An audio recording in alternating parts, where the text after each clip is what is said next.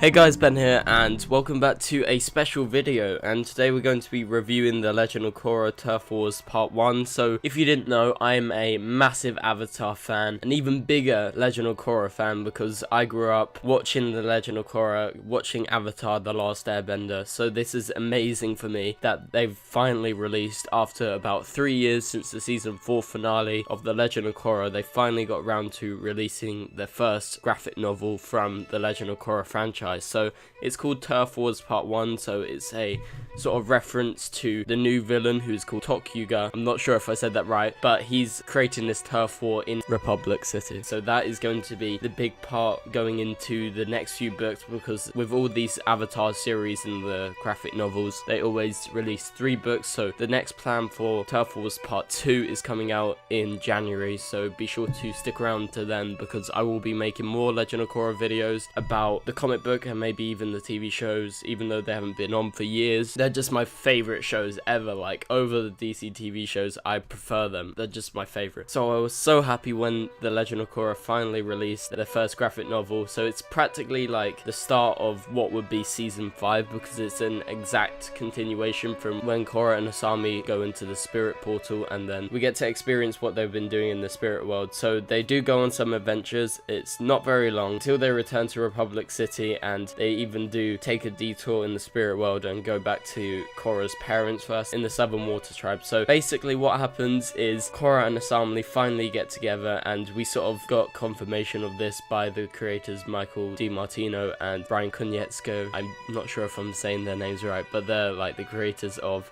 Avatar and the Legend of Korra. So it was confirmed, but we never actually saw like an on-screen kiss, so this is the first time in the comic book, so I think that's really cool. Korrasami, that's what the ship's called, Korrasami, is really cool. And yeah, so basically a lot of this book is about acceptance, and then in this book they finally get round to telling everyone, and surprisingly, some other characters have turned out to be gay, and I think that's just a really cool way, because they've never actually said that on screen. Like, we haven't actually seen a gay couple on Avatar or the Legend of Korra, so it turns out Kaya is actually gay, even though she doesn't have a partner right now. That's why we never got told about her being gay. She was, and apparently Avatar Aang was really accepting of that. So that is basically what the whole novel is about, and then we do get to see some like Avatar Kyoshi scenes, and basically then we get the continuation from the Republic City storyline, because we know the new spirit portal was created in the season 4 finale. So basically the new spirit portal has caused some problems, and this is one of the main problems that sort of brings this new villain on, because there's this guy named Wong Yong Kiam, and I'm not sure if I'm saying his name right, but he basically owns the land where the spirit portal was created, so he's like battling with Korra, and then he actually does set a villain named Togoku to go back and claim that land that was his, but in the end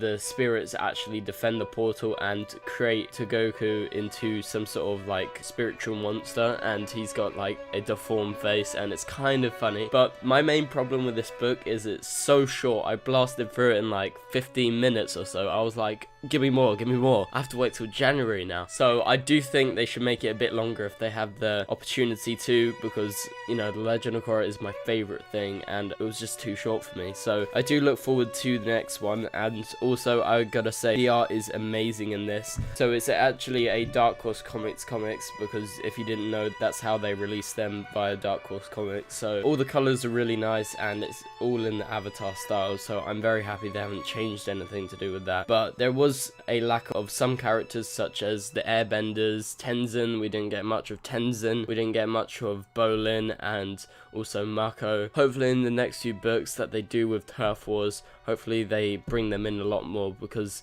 a lot of this story was just focusing on Korra and Asami, so we got to see a lot of them, which I totally understand. But in the next ones I do hope for more Mako and more Bolin and basically everyone else, because, you know, in the TV show we got to see a lot of these different characters and explore their storylines, so it would be great to continue their storylines. And actually Bolin is a police officer for Republic City now, so that's really cool. I would really like to see more of his policing work. Actually, we didn't see much of Lin Beifong. That was kind of a shame. She's one of the coolest characters. So, but that's it really, guys. And this book, I would rate it about 9.5 out of 10. Only the 0.5 because it wasn't long enough, but it was amazing, and I can't wait for part 2. So anyway, guys, hopefully you guys did enjoy this video. Please be sure to drop a thumbs up and subscribe if you're new, and I'll see you guys later.